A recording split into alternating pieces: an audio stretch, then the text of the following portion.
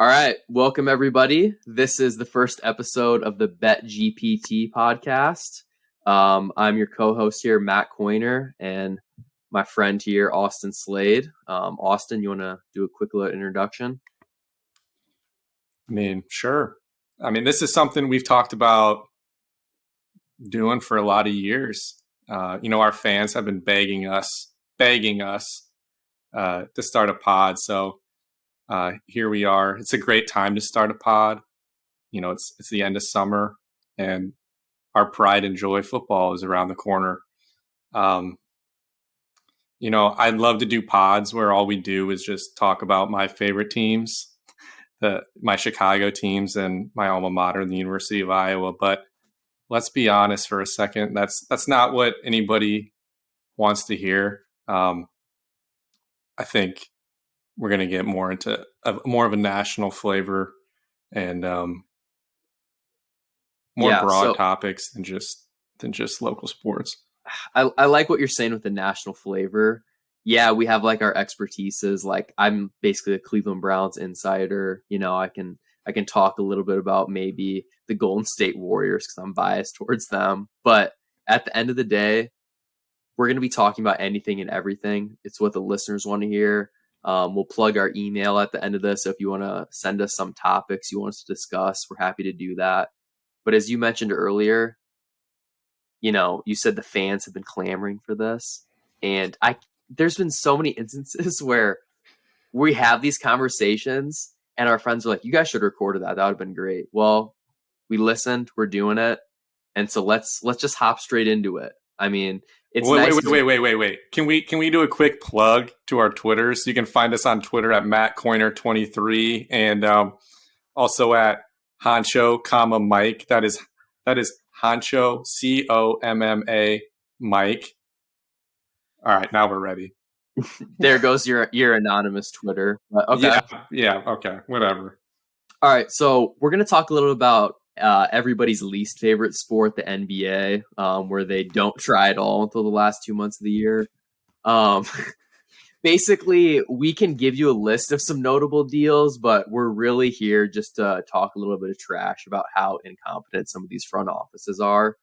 Like Kyrie Irving going to the Mavs, 3 years, 126. How long is that going to last? 6 months, and then he's going to be on the Lakers. You know what I mean? And then Luka will be asking for a trade. I think Luka will end up with the Bulls. So I was looking at this list, earlier today, and I don't see it actually on the list, but where's our buddy Dylan Brooks at? He got $80 million? Yeah, our friend Brady's best friend, Dylan Brooks. The Shanghai Sharks offered him 6 for 120, but he decided to stay in Houston, so it's good to see. But yeah, Kyrie, there's Chris Middleton. I don't even want to get into that right now. We'll get to that in a second. Some of these bigger deals, Draymond staying with the Warriors. They're going to keep their core together. So that was it with free agency. Probably the bigger thing was the NBA draft. I did quite a lot of betting on that. The Scoot Henderson versus Brandon Miller debate. And I don't know about you, but I think Brandon Miller is just going to be a very just like middle class player. I think he's going to be like a couple steps under someone like Trae Young, someone who like gets stats but doesn't actually do anything for their team. He'll make like an Eastern Conference in a couple years, maybe 5 years. MJ will maybe regret selling a share of the team. Just kidding. But I just don't see it. And Scoot's an alpha. So, first of all, MJ is still a partial owner. He's just not the majority anymore. I can say as a Charlottean, the fans here were pretty devastated with the pick. The bar reactions, as you've seen on social media, were people pretty devastated to see Brandon Miller come to town. I don't know if he's necessarily another guy you want to bring in a locker room that already has Miles Bridges, but they pick somebody. They still pick somebody based off of fit on the basketball court. They already have LaMelo. They picked him because a 6'9" wing has a higher ceiling, but it is a much bigger risk. Yeah, the nice thing though is Brandon Miller is going to be a good teammate if Miles Bridges is Yep, a at lot of his role models. if Miles Bridges is at his companion's house and needs something, Brandon Miller will go out of his way and bring it to him. If So there's anybody that's going to take winning a championship very seriously, it's LaMelo Ball, Miles Bridges, and Brandon Miller, the three alpha dogs of the Eastern Conference. the NBA is in good hands. But we can't yeah, we can't talk about this summer of NBA without getting into our buddy Dame. Damian Lillard.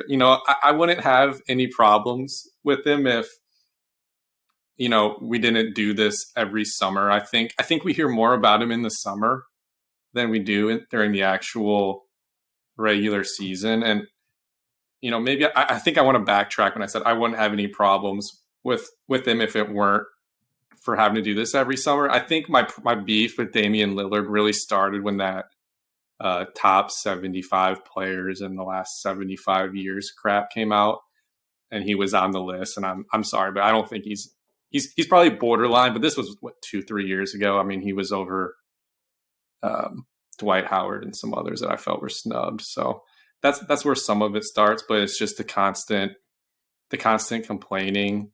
And then I think my favorite is he thinks we're all stupid. He'll get in there and he'll be on Instagram Live with the Miami stuff in the background, and then he'll be like, "No, that was an accident." Like, okay, and then what happens 48 hours later? He requests a trade. So I'll be happy when he retires. What do you think his career would look like if he didn't hit 2 shots? If he missed the Western Conference semifinal game winner against the Rockets and he missed the playoff. This doesn't even sound that important. It's a good shot, but game 5 of the Western Conference first round against the Thunder, he's hit 2 shots. It meant nothing. I think they made one Western Conference Finals and they got swept 7 years ago. I don't care. I just really don't care. And when I see all of these trades and everyone's like, that's not enough for Dame. Tyler Hero in 2 firsts, and everyone's like, that's not enough.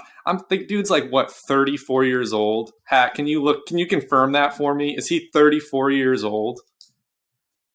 We have our friend Austin Hackford on the desk here. He's going to chime in occasionally if we need. He's playing producer today.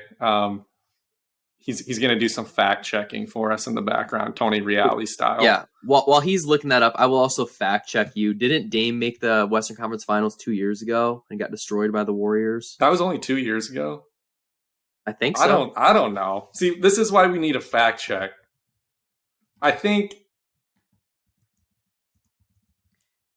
All I know, he's 33. Okay, thank you. Yeah, and Damian Lillard, he's sporting a 1-12 record versus the Warriors in the playoffs in his career. So he acts like he's a top guy, but he can't hang with any of the top guys. So he doesn't deserve our attention. I might have misheard this somewhere, but I'm almost positive that since he signed that 4-year deal, so after all that complaining last summer, he still signed a 4-year extension. So that's reason number one, I don't feel bad for him.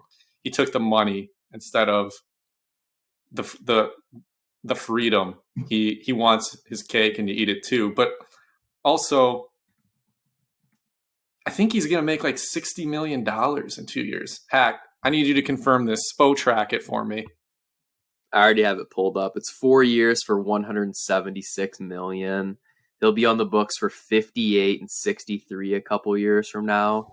But the next 2 years are only 45 and 48. So 45, 48, 58, 63 at age 36. Yeah. So basically, I mean, if you trade for him and you don't win a ring in year 1 or year 2, you're set back for 5 years. I mean, Pat Riley will probably be close to retiring, so he probably doesn't care. But if you're a Heat fan, Keel Huber, I don't really know if I would want to do this unless it's really just a Hero and a couple first. I don't know. I don't think he's that guy.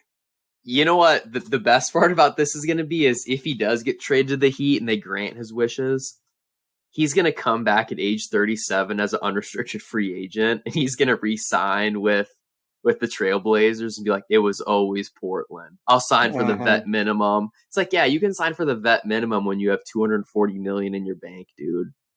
He'll ask to be retired there, and he'll have a quote in like 2032 that he should have always stayed. That was his biggest regret, was that he should have stayed. But I kind of hope the trade happens, just because, one, I think it's better for Scoot. I think it's better for Scoot to have that be his team day one. I also think it'll be fun to have a team to root against. The Heat got too likable there for a few years. I found myself rooting for them last year, and as a Bulls fan, I don't find myself rooting for the Heat very often, but this year's team was really likable, and they lost a lot of guys. But they just drafted Jaime Jaquez Jr. That's another guy everyone kind of likes watching. Scrappy dude. So I have a feeling the Heat aren't going to shoot 50, 40 something percent from three in the playoffs. So they're kind of going to fade away to oblivion, I think, but we'll see what happens. All right. I think that's enough Dame talk. Let's get into a special list that you put together. You've been very passionate about this. It's the 2023 free agent all disappointment team. So I'm going to hand this off to you. I had to call it. Well, you have one guy on the list. I'm not as passionate about one of them, but I call it the disappointment team because they don't suck. It's just when you're making the kind of money and the type of contracts these guys signed, it comes with expectations. So that's where the word disappointment comes from. Like I said, these guys don't suck. I would take all of them at the right dollar, I think. Just I don't know how you can justify Bruce Brown for 2 years and $45 million. I might need a fact checker here, but Bruce Brown might be the first player in NBA history to get a multi-year deal with an AAV over $20 million, not named Draymond, who averages single digits for their career. He averages 8.5 points a game. He's not super young. Like, I don't think he's some guy that we're going to be like 3 years from now, like, oh, he was still developing. Like, and it's not like, oh, he played with Jokic and Jamal Murray and Michael Porter Jr. He doesn't get the touches. No, he played for Brooklyn. He played for Detroit. I mean, if you can't get your shots up then on the 2020 Detroit Pistons, like, I'm sorry, but you're probably not that guy. And 2 years, $45 million for the Pacers.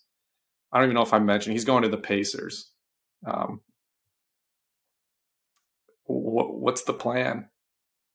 Him and Halliburton just running it. Yeah, obviously. I mean, so they went from the 11 seed in the East to the 9 seed, and you sold an extra 300 tickets this year for Bruce Brown. I mean, what would you give the percent chance that contract, him in that contract, what are the chances that he stays for those 2 years in Indiana? I don't know, maybe 40%. I mean, some contender's going to want to pluck him. Bron's going to be like, I saw what he did with Jokic. I'll take him on my team. And something silly like that'll happen. I don't know. I mean, are the Pacers even making the playoffs next year? Play in, maybe. I don't know. I like Halliburton a lot, so I'm not throwing shade at him. But it's just, I think I'm getting a thumbs down in our Twitch chat. But he's an Iowa State guy for those of you at home. But that kind of brings us to the other guard in this conversation. I'll let you talk about Austin Reeves. I really don't have anything too negative to say, other than, I hate the Lakers. Yeah, I don't have anything overly negative either, as I'm about to get into something overly negative. I just don't think he's that good. He's played in, the playoffs this past year, played pretty well, but he's also playing with LeBron and Anthony Davis and some really good defenders on his team, some good 3-point shooters. Like, I don't know. I just feel like he can't do these things on his own. And if LeBron isn't there long term, which I don't think he's going to be, and Anthony Davis is inevitably going to get hurt within the first 20 games of next year, I just can't see him stepping up at all. it's hard for me to take someone seriously. Also, who I'm on his basketball reference now, his nickname, which I had to check twice to make sure it's You could correct. give me a million guesses. I won't get this. It's Hillbilly Kobe. Do you think he wants that? I would say I no, thought he was but like AR. Was he AR-12? I don't even know if that's his jersey number. I just thought it had something to do with like his AR, like the guns. I don't know. yeah, I don't, whatever. Good for him for getting his money. I'll never hate on someone for getting the bag. But If the Lakers I just make don't see it. if the Lakers sign somebody, it automatically is like everyone's like, oh, that's a great deal. That's a great deal. They got him at such a bargain. The Lakers hometown discount, but I don't really think that in particular applies to the third guy on our list. So we've got Bruce Brown, we've got Austin Reeves, and my guy Rui Hachimura. I think the Lakers signed. Well, first of all, let's back up. He got traded at the deadline last year for Kendrick Nunn, which was a salary dump of his remaining $5 million, and two second rounders. Sorry, 2023 and a 2028 second rounder. And after his playoff run, that I think got a little overhyped, he ended up signing with the Lakers this summer for 3 years and $51 million. I guess I have a few issues with it. Well, one of the main ones being availability matters. And if you've been in the league for 4 years and you've only played 210 games, and I know COVID had an impact on some of those, that number would probably be a little higher. But even still, he's out of those 210, he started 127 games and he was like a top 10 pick. He missed half the season just last year on the 12th seed Wizards. And I say last year, sorry, I meant 2022. And then if you look at his last season and a half with the Wizards, he only played in 72 games. And if I had to make you guess, how many games do you think he started out of that 72? I have no idea. I thought he was on the bench for half the year at least. He only started 9 games out of the last 72 he played for the Wizards. The Wizards. And everyone's like, oh, his playoff run. I mean, he had 4 games where he played well. You can give him that. He had 4 20-plus point games. But if you look at each series, it was like he came out, he shot really well the first couple of games, and then the rest of the series he struggled shooting the ball. So I don't know if teams just made an adjustment or what. He made 19 threes in the playoffs and shot significantly higher than his career averages. He made 5 of those 19 in game 1 of the playoffs. So that game 1 series against Memphis when Ja got hurt. And then he made 4 in game 2 against the Warriors. So I guess another way of saying that is he made 10 threes in the remaining 14 games he played in the postseason. So he's a career. He averages less than a 3-point make for his career. So I think what we saw was an anomaly. I don't even know why they paid him that much. Who are they competing with? Like, where else is he going to go? Orlando? That's just it. He was literally traded for a salary dump and 2 firsts or 2 seconds. I mean, that's worse than 2 seconds because they were taking out a bad contract. Yeah. I mean, I don't know. And then next on my list, this is why he's on the all disappointing. He's not a bad player. It's Chris Middleton. He's number 4 on my list. He signed a 3-year, $93 million extension, but he opted out of the last year of his contract, which was a 1-year, $40 million. So the AAV was, $9 million higher. His injury ruined the Bucks 2022 season. This past season, he only started 19 games. He turns 32 next month. Seems like he just doesn't want to bet on himself. And I'm getting a little worried that if I'm a Bucks fan, I'm probably sitting here thinking, are we just running it back with the wrong core around Giannis? I mean, is Giannis going to be happy ultimately with Chris Middleton? and Drew Holiday, who are aging and expensive, and in Middleton's case, not even available. So I just think, it could have been a time for the Bucks to get a little creative, and they chose to just sign up their buddy Chris for another couple of years. Chris Middleton is, like you said, he's a great player, but I've heard from our friend Brady Ellingson that he's healthier than he's ever been right now, or it's nice to see him finally. That's not healthy. good. He didn't look good. Yeah, well, it's not that hard to be healthier than you were. He's gonna, like, 6 months from now, he's gonna be in the third ward getting dinner with his family in Milwaukee and like be walking with a cane. He has no chance to play the whole year.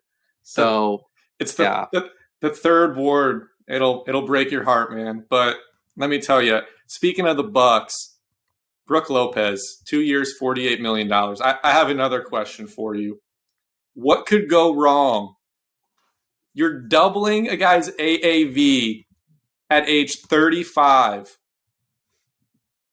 He had back surgery a year ago, but no one cares or remembers because he came back just in time for the 2022 postseason. Another guy who's a great player.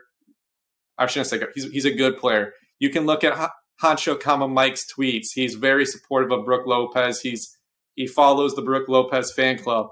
You can pull receipts all you want. I'm just saying it's a bad contract for a guy who's 35.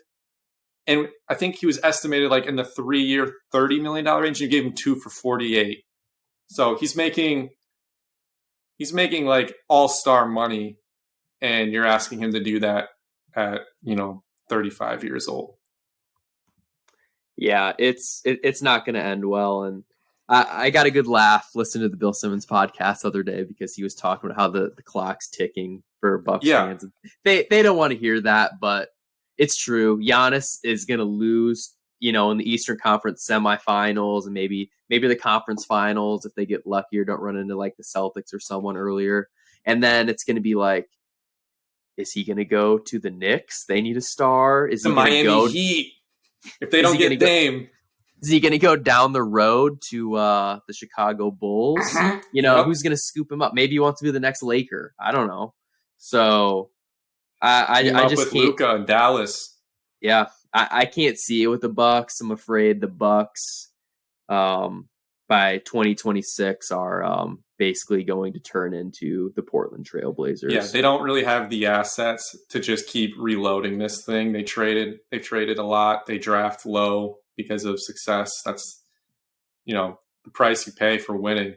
But they did get Drew Timmy though, so they should have some nice depth. They do have what's that kid's name from UNI? Oh, AJ Green. They have AJ Green, and not the Bengals AJ Green. Okay. Well, speaking of NFL, Matt's pride and joy is the NFL. I'm more of a college guy personally, but I know you had some things you wanted to get off your chest when it comes to the NFL. Yeah, I just need to get on my soapbox for a second about the NFL, and then I have a college football question I want to ask you. And our producer here, Austin Hackford, can join in as well. But so with the franchise tag deadline coming and going yesterday, Josh Jacobs and Saquon Barkley didn't sign. Everyone's all upset, like, oh, running backs need to get paid. Austin Eckler had a quote where he wants to hear from NFL owners as to why the running back position isn't getting paid. Why would they even hear him out? Who cares what he has to say? These running backs think that they do so much for teams, and they really don't. So now comes trivia time. I'm going to ask you, who is the best running back who's led their team as their leading rusher on a Super Bowl winner? So, like, who's the best running back since 2009 who was a leading rusher on the Super Bowl winner? Oh, man. Until you said Super Bowl winner, my mind was going elsewhere. You look like you're about to say C.J. Anderson of the 2015 Broncos. Is that the answer? This is the list. I have all of them. I have Cam Akers, Leonard Fournette, Damian Williams, Sony Michel, LeGarrette Blount 3 times. I was going to guess Anderson. like Marshawn Lynch or something. Yeah. No. So the Seahawks in 2013 was Percy Harvin. Marshawn Lynch couldn't even get it done. Was he even on the team back then, or was he on I don't the know. Bills? I don't know. Whatever. All I'm saying is these guys on this list that I just named off were all getting paid $2.5 million or less a year. So why should anybody pay a guy 10 years? The league has by design, it's going into the passing game. They're trying to score points. Every rule change is about scoring points. And that's for all sports. That's baseball to basketball. The more points in the league office, that equals dollar signs. That's eyeballs. That's what people want to see. They want to see the Mahomes versus the Rams on Thursday night football. They don't want to see, Big Ten football. Essentially, they don't want to see Big Ten West football in a 7-3 game. And that's kind of part of the reason I think the running back position just isn't what it used to be. Is everybody's trying to throw the ball around the yard. Yeah, and I think a lot of these good teams realize that, and they are, they're investing their money instead into their offensive and defensive lines because, like you said, you want to score points. How do you do that? You have to drop back and pass. You have to protect your quarterback and let your wide receivers get downfield, whereas vice versa.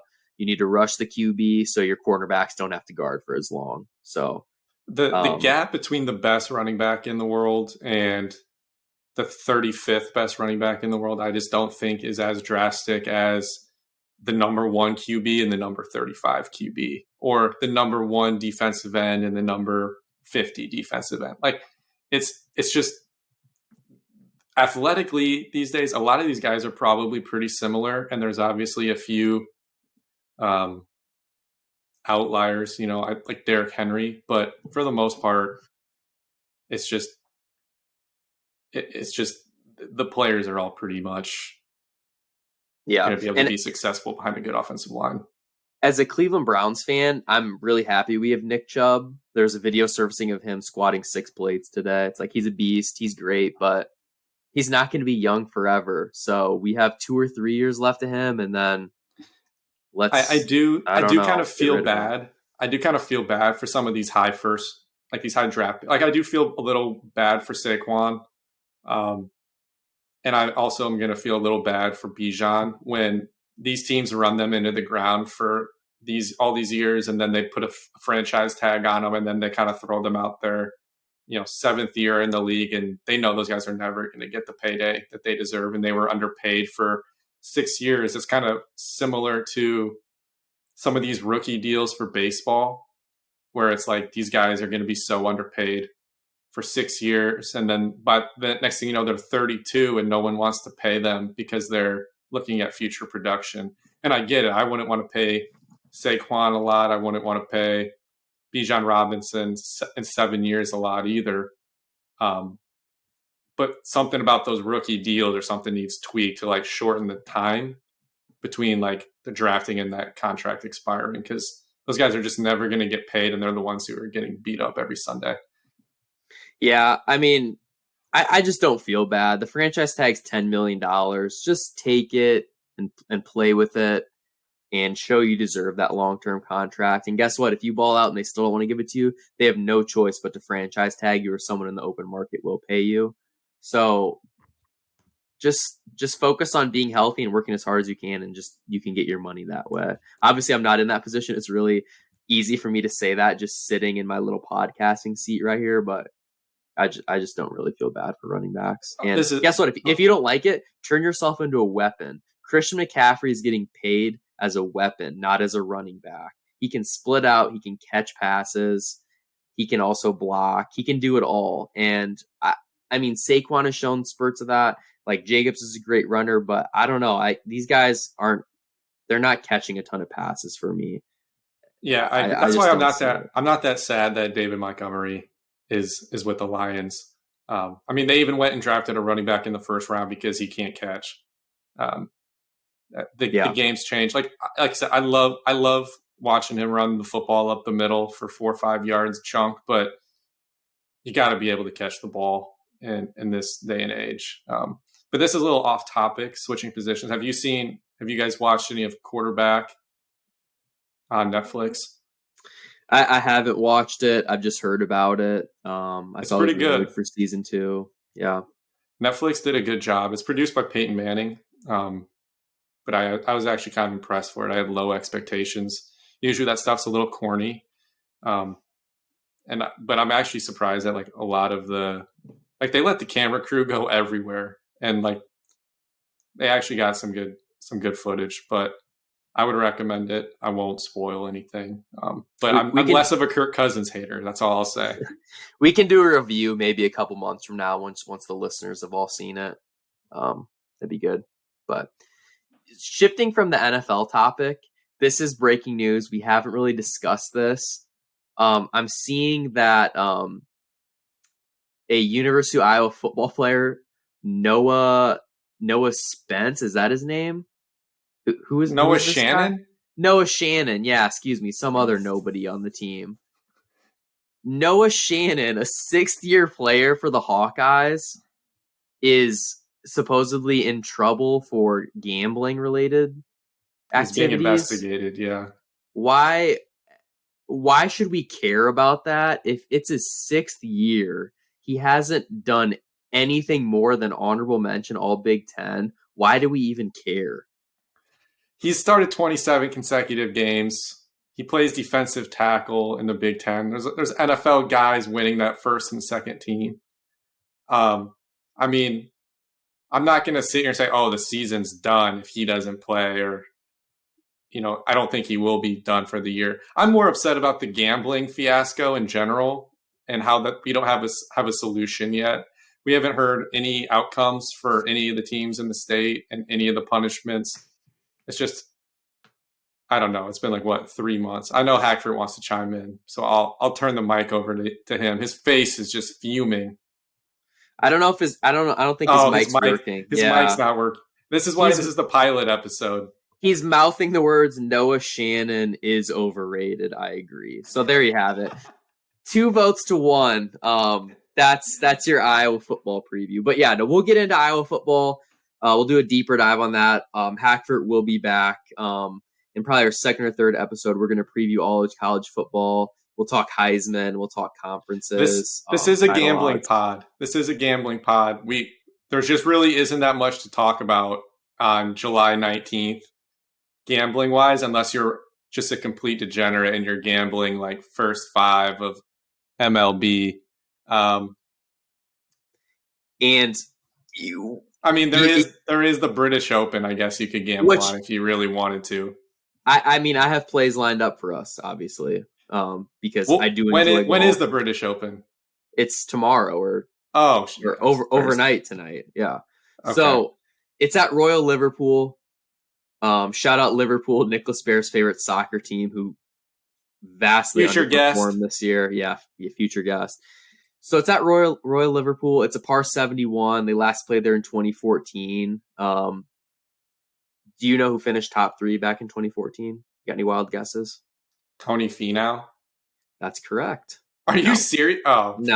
No. Rory McIlroy, Ricky Fowler, and Sergio Garcia. So obviously Rory and Ricky are playing really well right now. Rory's top of the leaderboard. I think he's like plus 700 or so. For our fans at home who don't follow golf, is this a major? This is a major. There's 4 of them per year. So this is something we can care about. This is one of the 4 weekends a year people care about golf. Exactly. All right. So even if you don't care about it, it's a good thing to throw on and take a nap. Your early Saturday morning. Nice Sunday afternoon at 3 p.m. Leave the door open a crack, let the birds chirp. Unfortunately, because this is in England, it will not be Sunday afternoon for us. It'll be in the morning, but I'm sure we will have international viewers eventually, so that would be applicable towards them. But I have one play for you.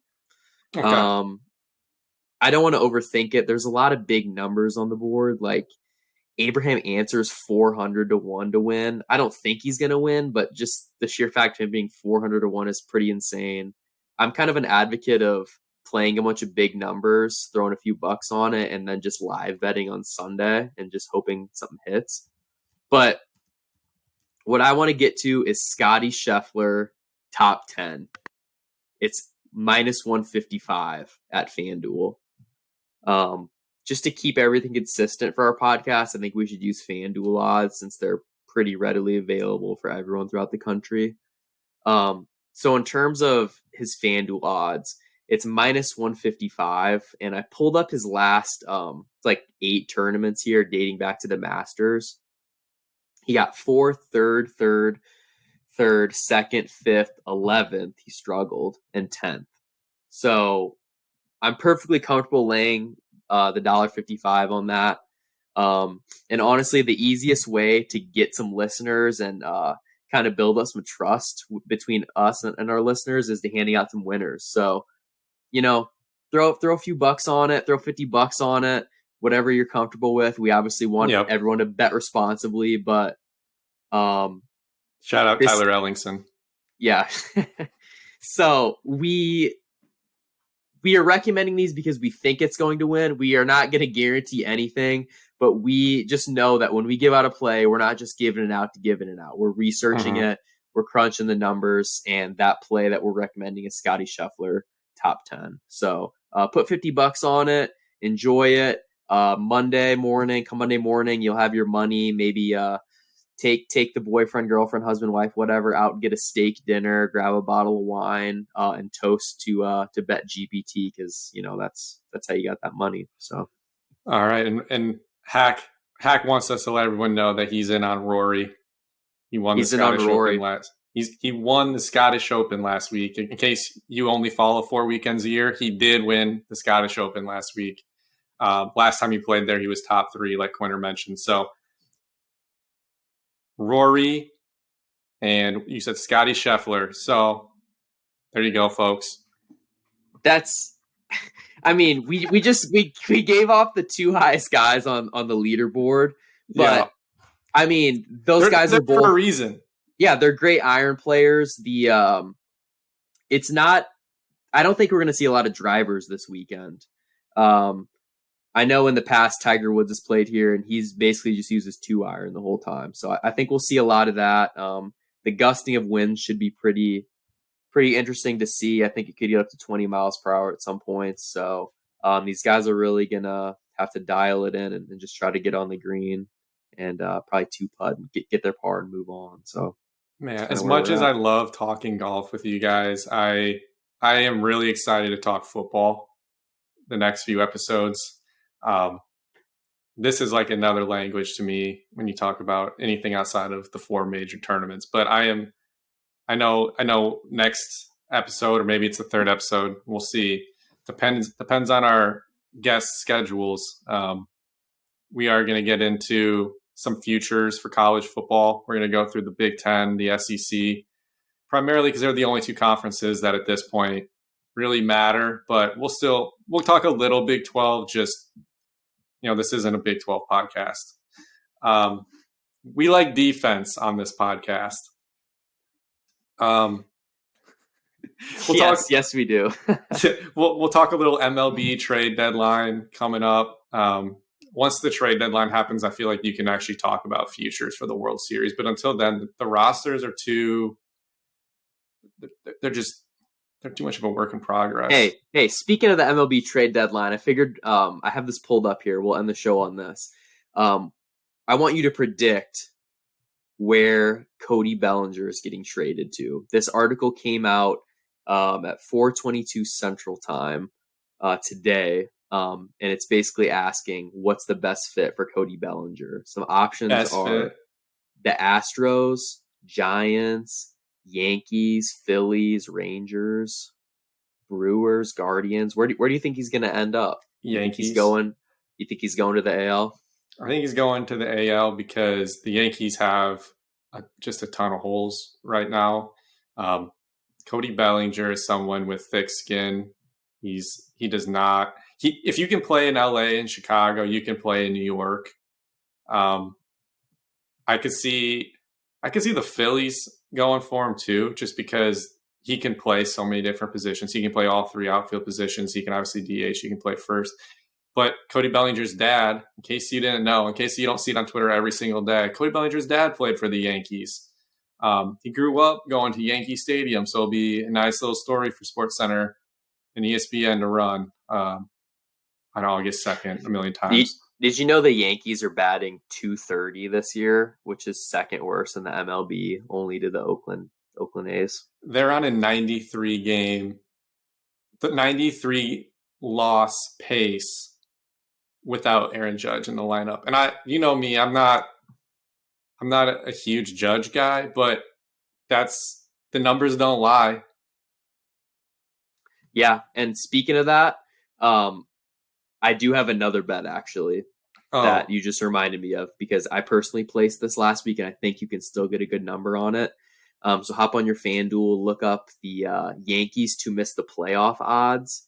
I know they were plus money last week. I can't imagine it's staying the same right now. But if you can get the Yankees to miss the playoffs around like pick 'em or minus 120, 130, I'm 100% taking that. They can't hit. I can't imagine they do too much at the deadline. I mean, Carlos Rodon ain't saving your season. It's just not in the cards this year. Their division's too tough. Yeah, and the Orioles just tied the Rays last night. So those two. If any team needs to be buyers, it's them. Yeah, I think Baltimore might be like the most exciting team in the league right now. Not just because they're winning, and it sucks they're in Baltimore. But if they were like in a major market and you take that roster and you give them, big market resources, they'd be so fun. They're already one of the top 3 or 4 best teams in the league. And then they have a top 3 or 4 farm, and they have a payroll that's minuscule. Like if they had Yankees cash, they could go spend $100 million this winter and be fine. They won't, but they could, I guess is what I'm saying. But yeah, they still have a lot of waves of young talent. So I think they're just going to continue to be fun, but nothing's guaranteed in their division. It will be hard just again next year and the year after. And I think the Red Sox aren't terrible and they're in last place. So it's just a hard division. Yeah, it's definitely, the division's changing. The Yankees aren't the team they were when we were growing up, in the early 2000s and within the last like 15 or so years. They're playing in Los Angeles tonight. My home city, they're playing the Angels, and tickets are $7. When should Yankees tickets ever be $7? No one wants to see them. There's no player they want to see with Judge out. And Judge is a player who gets hurt often, whether it's because of a freak thing or because of his size. He is a little bit fragile, but they put all their eggs in one basket, and that basket has a hole in it, and they're not looking good. So, but yeah, so that's a quick MLB update for you. I think we covered mostly all the major sports. I felt like we just had to recap the whole summer in like 2 months, or the last 2 months in like 20 minutes. But you got to do what you got to do. Yeah, so we'll get into some more specific topics coming up, like Austin said, the trade deadline, some previews. Once the NFL gets going, we should have some really good conversations coming in. So, yeah, if you want to reach out to us, we'll be making a betgpt Twitter account, and then we'll also have an email that's open to all you guys. So we'll have that linked in the podcast below. But yeah, feel free to reach out, and if we don't hear from questions, yeah. If you don't send us anything, it's all good, but we will connect with you guys next episode. So thank you for tuning in, and we'll talk to you guys later.